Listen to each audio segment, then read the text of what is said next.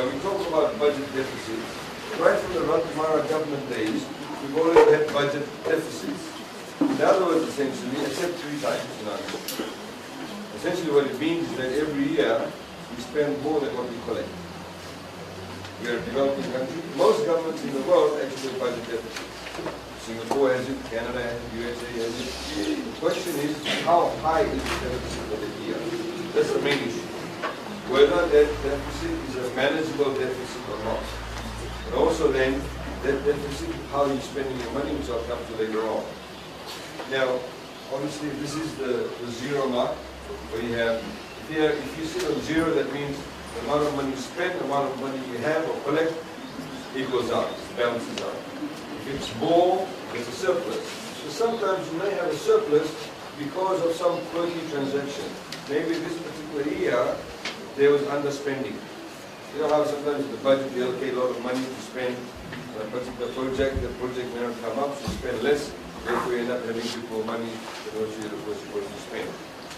The idea is to make sure that these lines don't go as long as this. So, if you look at the average fiscal deficit in 2007, it's been 2.4, which is not bad at all. As you can see, we've been trying to reduce the deficit. It goes back up when you have things like cyclones. We don't like cyclones. It kills people. It causes a lot of opportunity. You actually have to spend money. You have to build a sewage system, you have to build a water pipe, build roads, bridges, jetties, schools. That's when you actually go out and actually have to spend more money. Now, total government revenue, this is how we make money. If you compare the amount of money government collected as revenue in 2004, is $1.1 billion. Today we are making $3.8 billion. So our revenue has actually increased about threefold. How has our revenue increased? Because we've been smarter about tax collection. We've been also doing better compliance. This recently is announced in Parliament, the latest talking about Parliament. One supermarket chain alone has been assessed to be, you have to pay $53 million. They have not been paying those taxes. A lot of people in the system who are currently not paying taxes, who have not been paying taxes, they are now paying taxes because we tightened the compliance. There are many people, as they say, chortering from the system. We need to stop that. There are many other issues in respect to that that I can elaborate further on. This is how we increase revenue. Of course, we've had some revenue increment measures in the past few years, but also we're making a lot more tighter in that respect. Total government expenditure in the area of infrastructure, development, health, education, access to justice, social protection. These are traditionally what we call the social sectors. So, if you do a comparison, 2005, if you combine all the sectors, they spent $1.3 billion. Today we're spending $4.3 billion. As you can see, we have a huge spend in infrastructure and access to justice. We've got legal aid officers here now. We've got legal aid officers in Wangawali, every major town, city, features a legal aid office. We're opening up in Kandavu, Opalao, Kaduni, or the Rotuma, and other places too.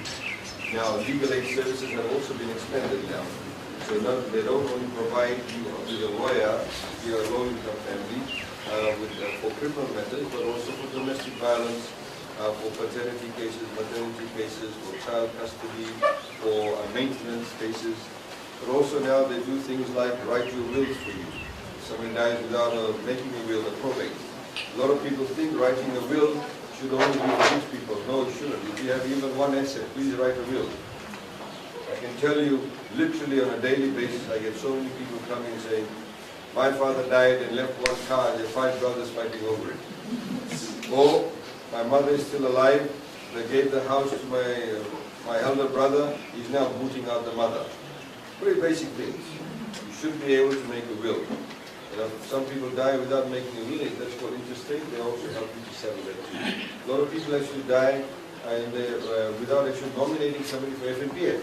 Please do that, don't forget that. Some people started the FNPF when they were single, they nominated somebody. When you get married, you need to please appoint, nominate your spouse. Do that, you'll be surprised. People don't do these very basic things. Now we've actually expanded the services of legal aid to include people who may be tenants, they're being evicted, etc. Legal aid will now also assist them too. Education, I'll go into the detail. Of course, education has a huge input as far as the budgetary allocation is concerned. Health, we have a major issue. The issue is this, that we don't have enough specialists in Fiji. Unfortunately, ladies and gentlemen, in today, 21st century Fiji, we don't even have one Fijian doctor who can carry out open heart surgery. If any one of us now, in this room, even in Fiji, has a heart attack and needs to do open heart surgery, there's nobody who can do it. And why is that? Because there's been no investment in our human resources in the medical profession. I can't do an MBBS and come in and cut your chest open and play around with your heart. I need 10, 15 years of experience. I need to be sent away overseas. Only then you become a cardiac surgeon. We have a Dr. Biribol. He's just come back from New Zealand. He's now a neurologist. He's now doing neurological surgeries in Fiji that was never done before. That's the kind of capacity building we need to do. That takes years. So in the meantime, we have to go and look for specialists. Now, when you go overseas and look for specialists, you say, we want to send a specialist to South Savu. They say, what's the size of the town? Is there international school? Where will my children go to school? What's the nightlife like? You look at these things. It becomes very difficult also to attract people. So, you know, it also costs a lot of money. So our main challenge in the health system is the capacity of the human resources. You can build hospitals, you can get equipment, but it's the people who know how to use them. We brought in our first MRI machine, we did not have people at one stage who knew how to read the film. See, these are very basic challenges because people are not been looked after. We train people ready they get better salaries, they move along. This is why the doctors actually got an 80% pay rise a couple of years ago. Some doctors up to 80% pay rise. I was doing the student budget consultation, and the students, I was at Super Grammar School, there are about 250 students.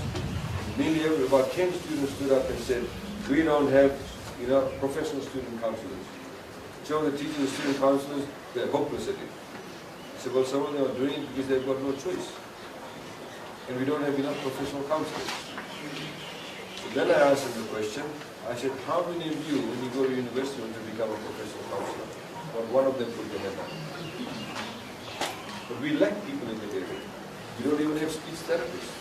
We have one speech therapist that works at the Hilton School in Suva. If you see in the budget, we've given them about $800,000, $900,000. There's some children who may be born with some speech or hearing impairment, but with early intervention, you can fix it. You suddenly then make them productive members of our society. They become like you and I. So there are many areas. We lack marine scientists, foresters. There's not enough town planners, not enough surveyors. I'll talk to you later on about the economic growth. If we have these people trained in the right place, then that economic growth will actually go on for a much longer period of time due to consistency in policies. Infrastructure development, as you can see, we're building more roads, bridges, jetties, Nyarra roads, up here in Upper Road that you never had before. All those sorts of things are happening that obviously cost money. Now have Tasi Road all the way from Hamwal to Kiri all the way to Mombasa. The point about this is this. When you spend money in infrastructure, the future generations don't have to do it. People don't think talk about debt, which they don't understand what debt is all about. If you spend money in the right place, it means for the future, you're actually paying for something now. If you pay for something now, this sandal that the gentleman is wearing, in 10 years' time, the cost of the sandal will probably be 20 times more. If you buy the sandal now and it lasts the next 10, 20 years, that's great. You've actually saved money. The same way if you Tahsil or build a new road now, you don't have to build it in the future. And the cost of the maintenance will actually be far less. Expenditure is your salaries, the toilet paper, the photocopying paper, all the civil servants throughout the year, that's operational expenditure. So you spend it this year, you've got nothing to show for it. The toilet paper is gone, the photocopying paper is gone, the fuel is gone, the hotel accommodation is gone. The other expenditure is capital expenditure, is what you actually use to build something, to buy an asset, and that lasts for a period of time. You build money to buy a bridge, the bridge is supposed to last you 80, 90 years. So, government objective should be to have a higher level of capital expenditure. In 2004, you used the benchmark, 83% of the money we spent went into operating expenditure. Only 17% went into capital. You compare that now, we spent 59%, but 41% in capital. So capital is increasing quite significantly. And I'll tell you the reason as to why we're doing that. And that essentially is to build the capacity. The example that I use with the students in the budget conversations, I said, if you decide to have a party at McDonald's, you don't have enough money, you go to ANZ or whichever bank and they give you money to have the party at McDonald's, you eat the burger, you drink the Coke, and you go to sleep, you wake up in the morning, the burger and the drinks are gone, but the debt is still there. You go to the bank and borrow money to build something, you build whatever you build, you wake up in the morning, the debt is there, but something is there in place also, which is the asset. After a few years' time, after a few months' time, the debt will go, but the asset will still be there. That's the way to look at it. Now, funding for education, you can see where your budget for ministry has been hovering around. It shoots up here because of free education. That's where it goes up from 351 to 520. Then it's gone up even further. We put together 170 million for the reconstruction, including the reconstruction. The salary, the equipment, the universities, etc., is all built into that. And you see later on, we've also increased the allowances for hotels and scholarships. We also have allocated about $6 million for the building of the new FNU campus in Mombasa.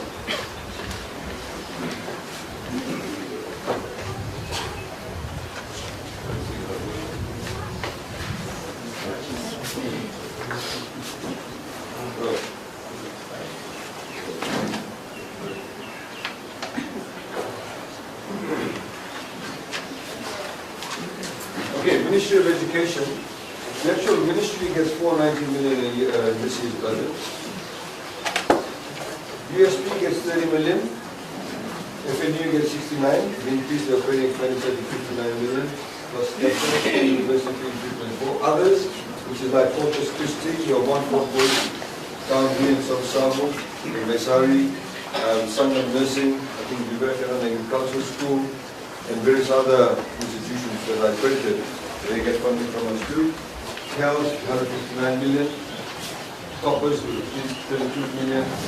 The other existing scholarships, these are the old ones. There's only about 6 million left there. These are what we used to call the feature and the scholarship in the monthly. So some people are still finishing that off. So once they're finished, then this will go away. And then of course the rehab of the schools, which is $170 million. We just put together for you to show to you good old PWG days, which get 55 million. Then you get 528 million. This is the level of expenditure that's going to grow. Now one thing that we talk about resilience, road people talk about resilience. I don't know how many of you recently been to Nandi or not. If you go to Nandi now, there's a 4-lane road that comes out of Nandi Airport. It goes all the way to Namaka, Manditara, and Delhi. Now we build that road now, of course we don't need to do a 4-lane road for the next 20 years. But one of the things we've done, if you go there, you'll notice one thing. There's no overhead cables. Now, we've taken all the cables and put it underground. Now, it costs us about $20–25 million more. We'd rather do it now as opposed to leaving it up. It doesn't look very nice too. Next time the cyclone comes, it goes down. Then put it back up again. Cyclone comes again, put it back down again. When Cyclone Winston occurred, nearly 6,000 kilometers of electrical cables went down. Put them all back up. God forbid you have another one will go down again. Hopefully not as strong as that will go down. So that's what we call building resilience. The traditional way of building roads in Fiji is if this is a road, they put the water pipe underneath the road too, as opposed to putting it on the side. So when the water pipe leaks, nobody knows. There's a lot of potholes in that road. That's one of the reasons. Eventually when somebody wakes up to the idea that the water pipe is leaking, so to fix up the pipe, we dig up the road. To damage the road. Then the integrity of the base of the road gets affected also. So what we did in the 4-lane road in Nandi, as much as possible, we took out the water pipes, put it on the side. Water Authority in Fiji said, oh, we have a plan to do the capital upgrade in 2019. We'll wait till then. We said, no. You do it now, otherwise you'll damage a nice, beautiful road. That's the kind of work that we've done. That's what people also mean, what you mean, building resilience in your infrastructure. Water and energy, again, as you know, previously the people actually had to contribute 10%. If you wanted to get connected to the grid, you had to contribute 10%. That's no longer required. A lot of backlog of people need to be connected. That includes that. The unit cost of electricity, is 34 cents a year if you connected to the grid. If a household earns less than $30,000 a year, we subsidize 17 cents for that household. You pay 50% of the cost. Now, before this budget, we had started subsidizing, but there was a very onerous test. So you had to have a household less than 30,000, plus you had to use 95 kilowatts or less. Then only we subsidize 50%, which is 17 cents. So if you went over 95, like to 96 and 97, you did not subsidize at all. But we've changed that now. In the new budget, it's gone up to 100 kilowatts. So even if you use more than 100 kilowatts, you subsidize up to 100 kilowatts. You see the difference? So I can be a low-income household, I can use 130 kilowatts. But 100 kilowatts of that will be subsidized by government at the rate of 50%, which is 17 cents. So if you know people, if they have not applied, please tell them to do so.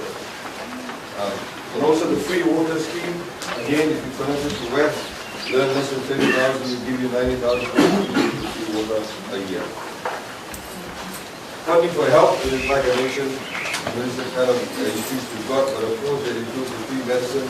We've been recruiting new doctors and new nurses. In fact, at the moment, we're not producing enough graduates to fill in all the local positions. There's not enough doctors being produced in GP. Even for normal GP positions, we should go away overseas and get people. So we want to again review, increase the teacher-student ratio. We simply want to increase the doctor-patient ratio. Now that's what I talked about. The revenue, how it's tripled. That's the entire revenue we have all the way from there to there. Our entire operating revenue can pay for our entire operating expenditure.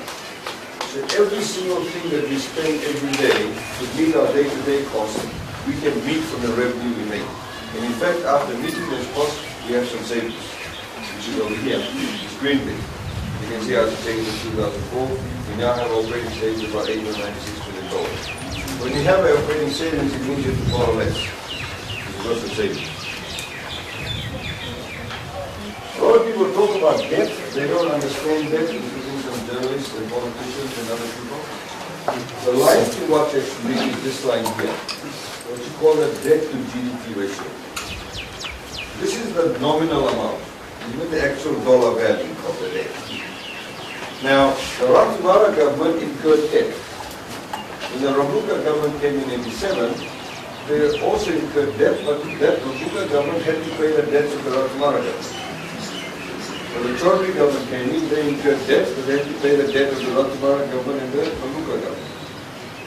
Then when the Garase government came in, they had to pay the debts of the previous government. And they incurred debts too. When we've come in, we have to pay the debts of previous people, but also we've incurred debts too. That's how it works. So when we go and borrow money, we don't borrow money as the SDL government or the Fiji First government. We borrow money as the government of the Republic of Fiji. So everybody, whichever government comes in, has to pay the debt. And thankfully, in Fiji's case, we never defaulted on any loans. Obviously, we're not going to, we don't intend to default on any loans, because we have to honor the debts of all other governments. Out of this $5.2 billion of debt, $2.2 billion of the debt is from the previous government. So that, it adds on, it's cumulative. But the reason I'm saying for you to look at this line is very important.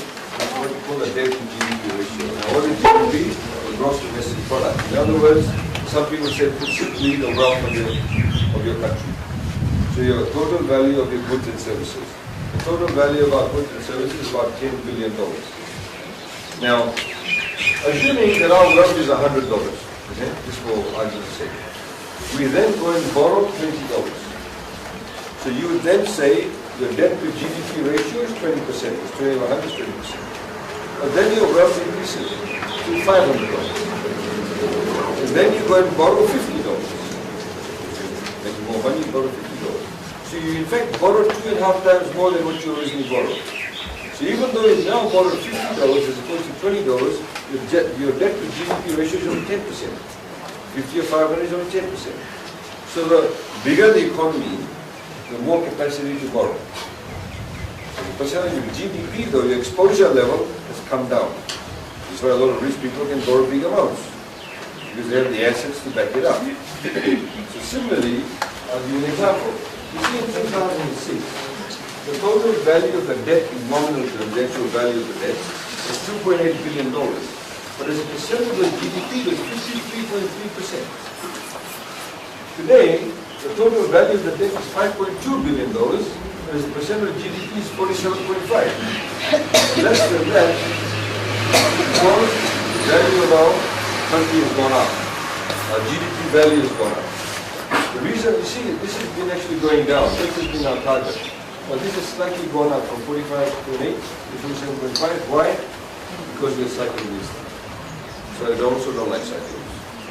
Cost you money. If we did not have cycles, we would not have to borrow about $200 million, $220 million more. Now, just in comparison,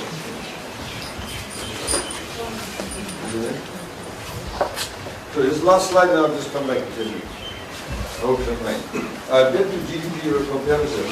These are Japan's debt to GDP ratio is 239.2%. USA 107.4. In other words, the value of their debt is more than the value of their GDP. In nominal terms, it runs in $1 trillion. Like Canada is about debt to GDP ratio is about 92%. The last time I checked, it was roughly $1 trillion. So let's compare ourselves to other island countries like Maldives, Seychelles, Nauru, Mauritius. 81.5, we sit here at 45.8, with the new one is about 47%. Now, what is really interesting, I went to Mauritius at the beginning of this year. I was there for about a day and a half. Very similar to Fiji. The major source of their revenue for a number of years was sugarcane, like us. In fact, their GDP is lower than us in the 1960s. The difference now is, in Fiji, the sugarcane farms are owned by individual farmers. Over there, sugarcane farms are owned by only 6 companies. A few years ago, they said, what's going to happen because the price of sugar is going down and all of that? What do we do? They are quite close to Africa. So they said, because we've got good law and order situation, we're a safe country, they invested very heavily into roads and IT and what have you. They built 4-lane roads everywhere. Build new dams. They actually don't have a major river. They build dams and what have you. Made themselves attractive. They set up an IT park, put up buildings, and invited all these international companies and said, come and base yourself here to service Africa. They invited Indian companies to come and set up hospitals. So rich Africans now simply go to Mauritius to get their heart surgery done, or whatever it is. And then they go and holiday on the beaches. So they have been spending a lot of money, but the reason why they're spending money is to increase the production capacity of their country. So their debt in nominal terms, Mauritius' debt is about $6 billion US. Ours in US terms is about $2 billion US. But they're doing similar to something that we are doing, but they're a lot more advanced. They started their work earlier on. So it's good to spend money if you want to increase the productive capacity. Like I give an example very quickly before I go. If you have somebody who doesn't have electricity, assuming they catch fish and they sell fish. They sell fish by the roadside. If at the end of the day they can't sell the fish, they bring down the price. Or nobody buys it, they eat it themselves, give it to their neighbor or they fish lots. The moment you connect them to electricity, they won't bring down the price because they know they can put it in the cooler. The next day they'll take out the fish, throw some water on it, you drive past, they say fresh fish for sale. But you have increased their level of income. You've reduced the level of instability that they have in income. So it's for productive capacity. That's why people need to be connected to these things. So this is how you need to look at debt. So for example, over here, Australia, once 41.1, in nominal terms, because the GDP is very big, the actual debt value will be a lot higher in terms of hundreds of millions of dollars, probably next to $1 billion. Okay, the economy. This is the position of the economy. You can see these are the growth rates. So the economy has now been growing continuously for the past 8 years. Now that's unprecedented. It's never happened in Fiji before. We've had previously, I think only once or twice, particularly after independence, it was 7 years we grew, but it's never been more than 7 years. So it's unprecedented. We're now projected to grow at least for the next 2 years. But this, ladies and gentlemen, will continue to happen if we have the right consistency in policy. So we're seeing a lot of investment.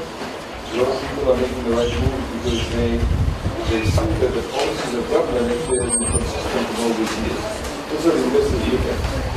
And also, because the economy is growing, we need to ensure that we supply the right type of people to the economy. You know, in super or welder, some guys are welding, gets paid about $16 or $17 an hour. People laying bricks in building construction sites, they get paid $7, $8, $9 an hour. I've had construction companies come to me and say, can you please put in place a new law in the construction sector? I said, why? I said, because I hired about 12 people, they're laying the bricks for me, and I'm paying them, I think he's paying them about $7, $75 or $8 an hour. And he said, I came to the work site, they're all gone. So where have they gone? They said, move down 2 sites down because the guy's paying them $1 more an hour. That's how fluid it is. It also goes to show there's a shortage of people in the area. This is why the technical college is also very, very important. We've got construction companies in Fiji at the moment bringing in highly skilled tradespeople from Indonesia, from Bangladesh, from Philippines. We don't have enough Fijians who can do the professional trades, at a high level. So we need to ensure that the economy, we put in place the right measures for the economy to grow. What are the areas that are contributing to the growth? The different sectors contribute differently. Agriculture contributes to 0.34. You can see it's so low, only 0.01. What it means are 2 things. Maybe we are doing something right, but it also means the potential to do something right and we can grow that sector too. Manufacturing is quite high, so is construction, like I mentioned. Now, I'm not sure about some Saudi, but if you go to particularly level, you see a lot of construction taking place. I saw a little bit going on over here too. Generally, there's a lot of construction going on in Fiji, and this is a sector. This we believe is a huge potential for the services sector. Now, we anticipate in this budget we will allocate $9 million for the people of Vanuatu to have high-speed internet access. We're lending the World Bank, the funded cable. So we are lucky in Fiji. We have the Southern Cross cable. The Southern Cross cable is a submarine cable that links Australia to the rest of North America. The landing station is in Botswana and Suva. So the other Pacific Island countries, when they want to connect to that cable, they all come to Fiji. So Samoa is here, so sits sort of north of where we are. So Samoa wants to connect to the Southern Cross cable. So what they're doing, they're bringing a cable funded by the World Bank that passes between Vanuatu and Tabuini. Right? So we said there's an opportunity for us. So we are now building a pipe out of that cable to land in Vanuatu. If we were to do it on our own, it costs a lot more. So we just took advantage of it, just building a side road, if you like. So that's costing us about, well, if you take everything into account, about $12 million. Land in Sabsawi to the site. The moment it's operational, your internet speed increases by 100%. The capacity increases. Now what does that mean is apart from you getting better service and watch all your favorite movies or whatever you want to do with the internet, it means that schools have greater access. It also means that companies can be more effective to Vanuatu. At the moment we're getting a lot of call centers being set up in Suva. And this is another story that I can tell you about, but a lot of call centers are being set up. So we can say to them, come to Vanuatu. The internet speed is good, young population, the cost of it is probably lesser in VP level because real estate is probably a lot more inexpensive here compared to VP level. So it provides employment opportunities. Less Vanuatu people move into VP level. So the rural-urban grid is kind of the thing. These are the kind of strategic decisions we are making to ensure that people get the right opportunities. The services sector is one area that can grow. Very quickly, the story is that there's a company called Mindpearl that came to Fiji prior to 2014. They set up a call center. And we actually, for 3 years, gave them a rebate. salaries that they paid to people at the end of the year, we gave them a rebate on the salary they paid, just so they can stay in Fiji and entice them. Now they're here, now we no longer pay them the rebate. People sometimes need those kind of incentives. The same way if somebody sets up a new company in Honolulu, they don't pay tax for 30 years. They invest $2 million or more. That's the kind of incentive we are giving. Now, I asked them, I said, why have you come to Fiji? He said, well, because you are exactly 12 hours ahead of Greenwich Mean Time, which means it fits in well, for USA and various other places. Secondly, you have a young population and you have English speakers. So that's attraction. Thirdly, they said, apparently, our accents are neutral. We have what they call neutral accents.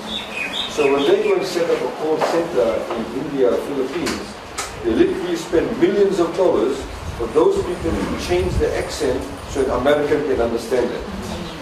So a British person can understand it. An Australian can understand it. So apparently our accents are neutral. I don't know about the people in South Southern. Maybe they didn't come to Honolulu, but that's what they said. So these are some of the things that obviously we need to take advantage of. So for us, as a government, our strategy has been this. We need to have broad-based growth. In other words, we cannot depend on only one or two things to contribute to economic growth. We are very lucky. Winston actually did not damage majority of the resource. And if you look at the majority that was paid. Can you imagine if they were destroyed? We would have been really dire straits. Really dire straits. So, if your economy, you have only one or two things contributing to your growth or to your economic well-being, then you have a higher risk. So as a government, we need to do other things. Increase other sectors. Like we're setting up a new flight simulator school in Nadi. It's a new revenue generation for us. It makes Fiji more attractive. We have not even built this simulator school. People are already, companies from Australia and various other places are already asking us, when can we come to train our pilots there? Because Fiji is attractive. It's cheaper to send people to Fiji than to send them to Singapore. So these are the kind of advantages that we're trying to put in place. Inflation. We are what we call price takers. Why is inflation high here? The price of a barrel of oil or fuel was $145. The price of fuel goes up tomorrow, we can do nothing about it. We can do nothing about it. We just simply have to absorb the cost. Now, why does it lead to inflation? Obviously, we're going to run your car, the cost will be expensive, the price of fuel goes up. If they'll land the fuel at whatever increased price they'll land in Fiji, although we have price control on it, but if the cost input is higher, what can you do about it? The buses, generation of electricity, you don't have hydro here, you generate it through running generators. So obviously the cost will go up, so it affects inflation. Price of fuel came down, stabilized, and we look at that, it's hovering around 2%. There are other things that contribute to inflation, like a cycle. A bundle of bananas after cycling Winston in Suva cost $20. My eldest son loves bananas. I did not buy him bananas for a while. It cost too much money. A bundle of beans, long beans, was costing $5 a bundle. Your monarch food today is $120 a kilo in some places. But some people still drink it at the same rate. I don't know how much it is a kilo over here. So that has an impact. How much is it? So you see, after Winston it went up, but now because the beans have gone down, price of other things have gone down, bananas have become stabilized the price, it's hovering now around 2%. So in fact it has come down. But there are other things like we have reduced duty on many items, it helps to bring down the price of goods also. A lot of people don't understand foreign reserves. So, like this lady teacher over here, she's wearing a watch. That watch is not made in Fiji. She's wearing earrings, that gold or whatever it is not made in Fiji per se. She may have gel in her hair, that's not made in Fiji. Clothes she's wearing may be sewn in Fiji, but the fabric comes from overseas. So nearly every single thing we have, this thing that I'm holding comes from overseas. This monitor, screen, computer, everything comes from overseas. So when you actually buy these things from overseas, they don't sell it to you in Fijian dollars. They sell it to you in Japanese yen, US dollars, euros, Australian dollars, New Zealand dollars. So you need to have enough of that currency to trade with them. So generally, when some countries don't have enough foreign reserve, colloquially speaking, they'll say, oh, that country is going bankrupt. International benchmark says that you should have at least 4 months worth of foreign reserve. This is a number of months. You should have at least 4 months worth of foreign reserve to be seen as stable, as healthy. Now, the more foreign reserves you have, it actually helps you to have and get a better interest rate. So when you go out and borrow money overseas, you'll see, the first thing you look at is foreign reserves. You'll see whether you can do the repayment or not. Fiji Airways bought 3 brand new A330s. Most of it is funded by European banks. So if Fiji Airways goes and talks to them, negotiates with them, first thing you look at is foreign reserves. If you have higher levels of foreign reserve, the interest rate will be cheaper. Yes. 2005, foreign reserve is only $549 million. Today, foreign reserve is $2.3 billion. Foreign reserve is very, very high. So even though our economy is growing, when the economy grows, we demand for more goods and services. When more people get electricity, you see more people buying television, buying all the other electrical fridges and all of that. Everything comes from overseas. So despite that growing, you still have 5.8 months worth of trading to do.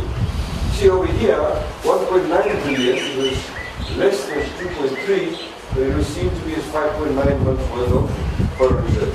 The reason why it's higher here but less than that is because we are doing more trading, more demand for goods and services. You go to places like Nakasi now, you see the amount of traffic, you see the amount of second-hand cars. All the second-hand cars, we reduced the duty. You have to pay Japanese yen for it. So all of that demand for goods and services means you have to have enough foreign reserves. Okay, if I can... So what are the major revenue measures in this budget?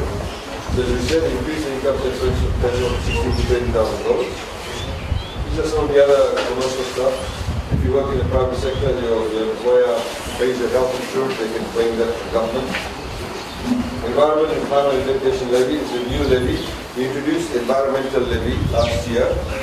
We reduced that. But we not only ECAL, or the Environment and Climate Adaptation Levy. As part of that, we decided to make a law that will make us obligated now to publish every single cent that we collect from ECAL to show you where we're spending it. And by law now, we can only spend it in areas that are related to environment and climate adaptation. So we can't collect, generally, if you collect taxes, you can use it wherever you like. Money collected from ECAL now has to only go for environmental and climate adaptation. We've already moved 3 villages to high ground. There's about another 42 that have been identified that in the next few years may need to move to high ground because of encroaching waters. We have some sugarcane farms in Honolulu where the soil has become salinated because of encroaching waters. You'll see more dikes and all of that. Ministry of Environment can be funded through that. So we have to publish at the airports and various other places. Last year, we collected about $70 million from environmental levy. You pay environmental levy or ECAL now, not for everything you spend your money on. You hire a rental car, you stay at a hotel, you go and eat at an expensive restaurant in general, but if you eat at a local restaurant, you obviously don't pay it. You go and watch a movie at the cinema, you pay ECAL. Generally, most of the revenue of ECAL comes from tourists. Now, tourists does not mind paying 10% ECAL. They feel good, I'm contributing to the environment. The moment you call it some other tax, the more necessary pay. Say for the environment, they say, oh, somebody says, it's still okay, and that will come to the environment. That we expect to collect about $90 million this year for this ECAL. Nothing to do with the plastic bag levy. It's like different. That is we don't want to collect that much money for that. So I mentioned I'll very quickly go to this. We have to be in the bus at 2 o'clock. The construction industry reduces duty on things like food substitutes, everything to the construction industry there. Those of you who own taxi permits, I know some teachers own taxi permits. We've done a lot of things in that. Does anybody want to know specifically about taxi permits? Yes, no? Sorry? Next year. But things like omnibuses also. See, at the moment, a lot of the bus companies, the smaller bus companies, they need a bit of assistance. So we've said that anybody, all bus owner companies, taxi owners, minibus owners, from the 1st of October, all what we call the big buses, the omnibuses, will get a 15-year permit. Taxis will get a 30-year permit, 40-year permit. Minibuses 10-year permit. So they have longevity. So they feel confident to invest. At the moment, taxi permits for 3 years.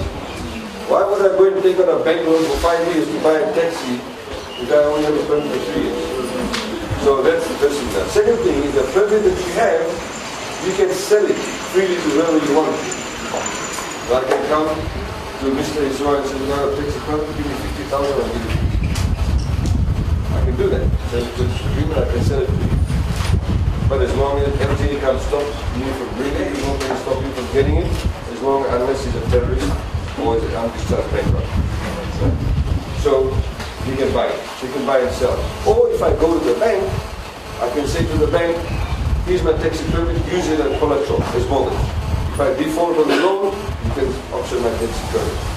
So the bank will bring down the interest rate. You got that collateral. We've also said that those people that have 3 permits or 3 taxis or less, if they're going to borrow money from the bank, they won't pay more than 5% interest rate. You've got to arrange the Reserve Bank of fees. Similarly with the omnibuses. Those bus companies that make more than $1.5 million gross turnover a year, they will get duty-free concession if they want to import 3 buses. They'll also get those kind of concessions that I just talked about and also be able to mortgage their all of that. Because you see, we need the bus quality to improve. We don't want carpooling in the windows. We want proper windows. Because in Suva, in Nakasi, if you travel from Nakasi to Suva City in the morning, it takes about an hour and a half. With so many cars. So I have lawyers in my office, they'll never catch the bus. They're wearing suits. They're lawyers. They take a taxi. The same lawyers will take a bus, a train, or a ferry in Sydney. The mindset is different. So in order to make buses sexy, as they say, we need to improve the quality of the buses. We've got now 4-lane roads going all the way to Suva. It's still being built from the city. The moment that's completed, you can then have what we call dedicated bus lanes. So you can say, as they do overseas, from 6:30 a.m. to 9 a.m., only buses will run in this lane. So I won't drive to work. I can get to work in 20 minutes. Right? So it's cheaper for me too, less carbon footprint from Fiji. But the bus quality needs to be good. If in the tarpaulin window, I'm not going to sit here. So you see, a lot of things, like I said, we announced now, we had planned about 3-4 years ago. A lot of the things we were going to announce, we were planned to 3-4 years time, of course after the election. Now, the inter-island shipping, all of that, we reduced the shipping of that, the spare parts. Motor vehicle part, the price must come down. As I said, we have a young population. The younger people tend to make more babies, so we need to make the cost of having babies less. A few years ago, we zero-rated due to the number of baby items. We now completely into things like baby wipes. They're now zero-rated. Used to be 32%. Things like baby shoes, baby tops, and what have you. All of them. One thing though I have to tell you though, doesn't mean you don't have babies now. but one thing I have to tell you, nearly 60 to 70% of all the items that are sold in grocery stores, supermarkets, are imported by only 5 or 6 companies in Fiji. I'll give you a first example, like Johnson & Johnson baby product. Only one company is a sole agent for Fiji. In fact, it's a sole agent in South Pacific. So even though we zero-rated duty on those items, he did not bring down his price. So he does not sell it in the supermarket. He sells it to the supermarket. So when you go and buy it from the supermarket, the supermarket is expensive. But they've sourced it from somebody selling at a high price. So when we reduce the duty, we are doing it so you can pay a less price. But we're seeing that it does not happen. They suck in the duty and they make a higher margin. So the Johnson & Johnson price went up.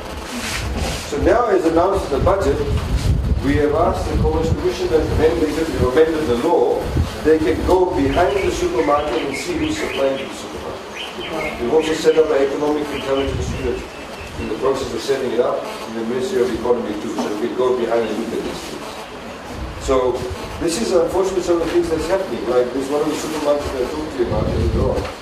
You know, lamb chops. It comes from New Zealand. If you buy directly lamb chops from the supplier in New Zealand, it's probably about $2 or $3 a kilo. But what these people do, or this particular supermarket do, instead of buying directly, they went and set up a company in New Zealand. So their company in New Zealand buys it from the supplier from New Zealand at $2 or $3 a kilo, then sells it to his Fijian company and say at $10 or $12 a kilo. So sells it to you for $15. Say, I'm only making $2 margin. But in fact, it's not. He's making like a $10, $12 margin. So they do two things. That's how they take money out of the country. They take money out of the country. They inflate it in the invoice price. And also, then their margins are a lot higher. So we're going behind the scenes to look at this. Some of it is very complex. It takes some time. But that's what's actually happening. These are all doing, like, looked at things like a few years ago, we reduced duty on, musical instruments and amps and all that. But now it's gone to a completed area like microphones. Signal and multiple speakers, tailors, all that we use the duty for that. Things like towel fabric. We look at the quality of people's life. There's certain towels in Fiji, you go buy the towels, you wipe the body with it, the water remains there, but the towel is sliced off. So, we reduce the duty so people can buy better quality, towels and those sorts of things. To improve things for smoking items. The SIM goods, what's generally called the SIM goods, alcohol, tobacco, duty always goes up. Increase the duty to SIM. Also carbonated drinks. We've got one of the highest rates of diabetes in the world. You might know that. All of this. This over here. So FNU, the capital grant that I mentioned. FNU Mombasa campus getting 6 million. FNU Pacifica Dental Clinic. FNU Nasino campus. Maritime Academy. We're really going ahead with Maritime Academy. It was there. You know, there's a Maritime School before. We've got a very well-known Sri Lankan company managing for us called CNAC. These people have connections with shipping companies. No point training people in maritime schools if they don't get placements in shipping companies. That's what they're doing. Put maritime schools in there. The student who used to get a trimester, the students get $5,700, we now get $7,100. We're now paying them their allowances over the holidays too. We start at TELS, we stop paying them, their allowance in the holidays. The 2 weeks holiday break that we get. Because obviously we still have to contribute to rent or stay in student accommodation. Similarly, those who used to get 433 now get 6,600.